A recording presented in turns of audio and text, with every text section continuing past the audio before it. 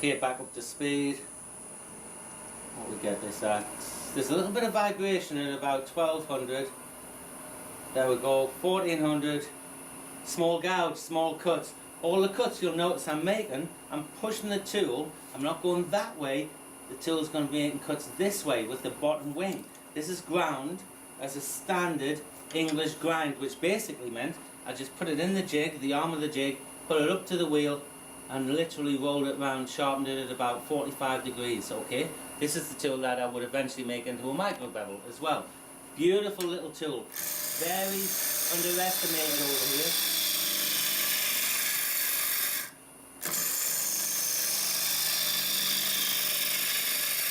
That's a decent cut.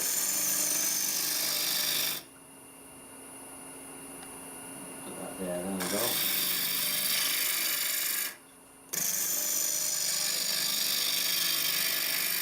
Do a push cut.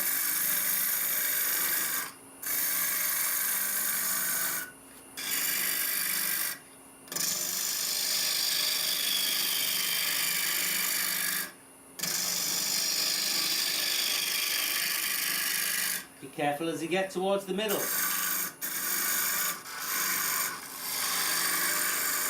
The reason for that is the wood's running much slower there than it is there. The peripheral speed is much faster, so your cut or feed should be slower.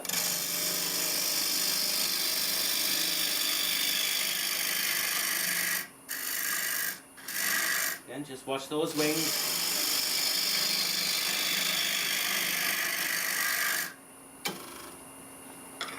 Go off. Yeah, that's what I mean, especially around the hole. It can bobble around there.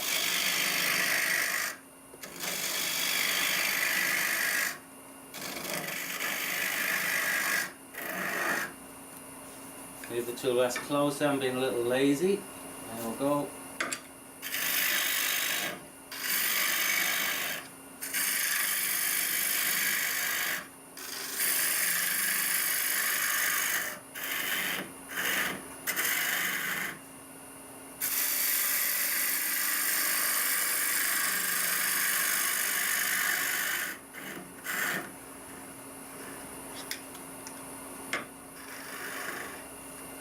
Okay, let's stop that and have a look.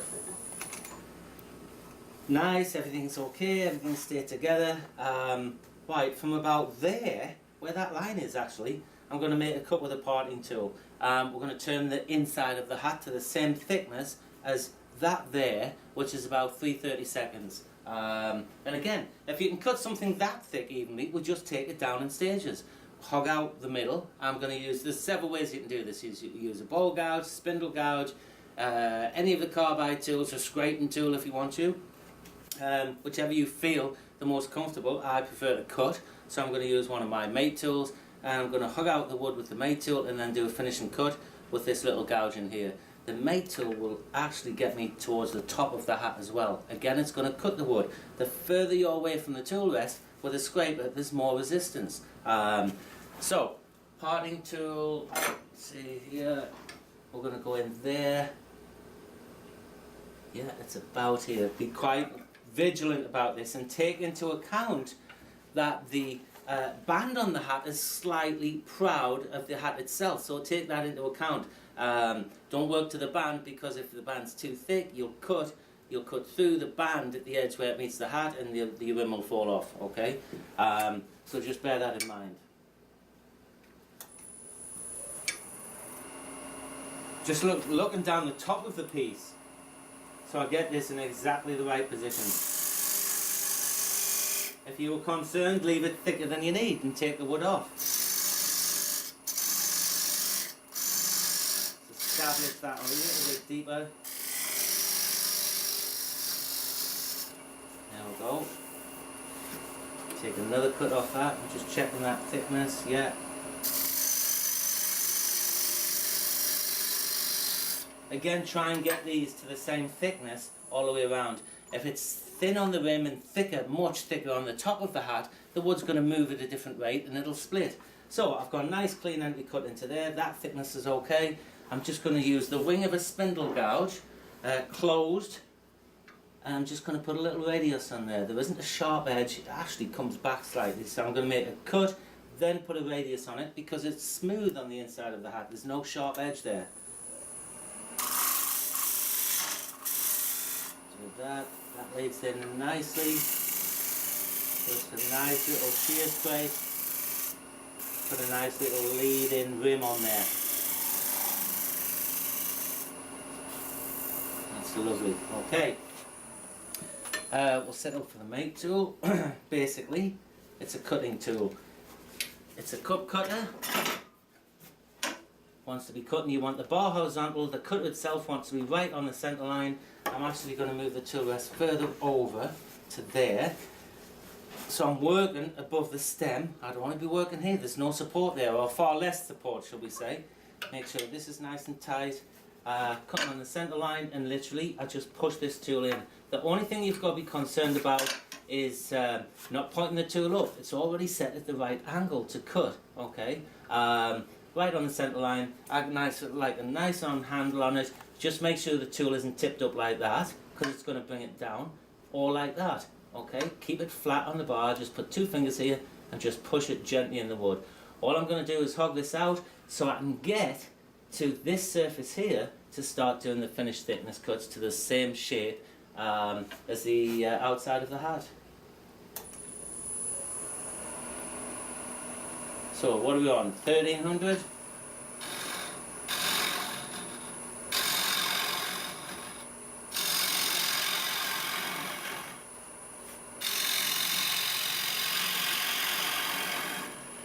That you can hear that the way it's cutting. It's like a hot knife through butter. Loads of control. And the other thing is,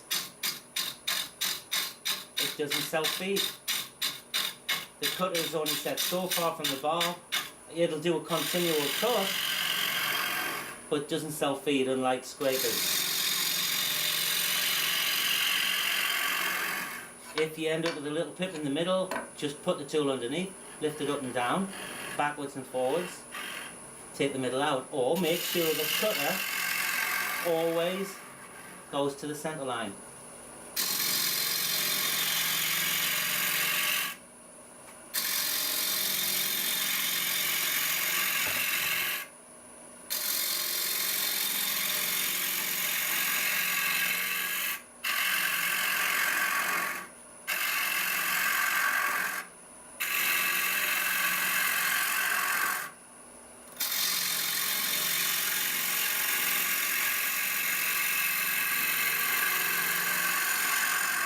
Again, the feed of the tool should slow down as you get to the middle. Just take that pip out there.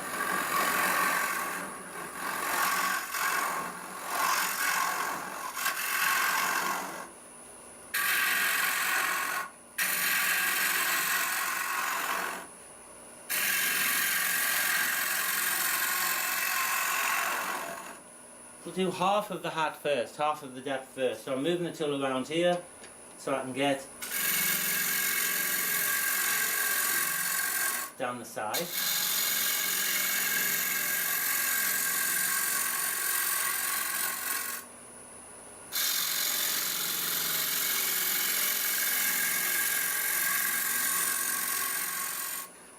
Now this way a little bit.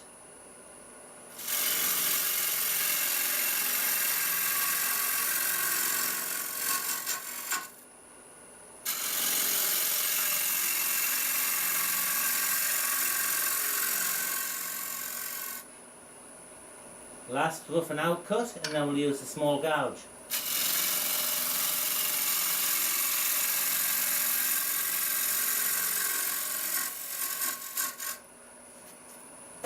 Okay, let's stop that, have a look. Again, look at that, really nice clean cuts. If that was a scraper, that would be tearing out badly. So, what I'm going to do is move the light to there. Move the tool rest into here. That's starting to get too far an overhang. Even that can make a difference to the control of the tool, especially with us using a small tool. That overhangs too much. So we're going to move the tool rest into here. Now again, this is quite a deep tool rest, so spin this piece around, make sure none of the tool rest is going to catch anywhere. If it catches the hat, it'll just explode on you. So, there we go. I'm going to do a few finishing cuts here, check the thickness. You can use calipers if you want. They're the best calipers you've got though. If you learn to use them, it's amazing what you can feel with your fingers. So, the cut is going to be around here somewhere. Just going to set up, join me in a minute. You can see I was in the way there.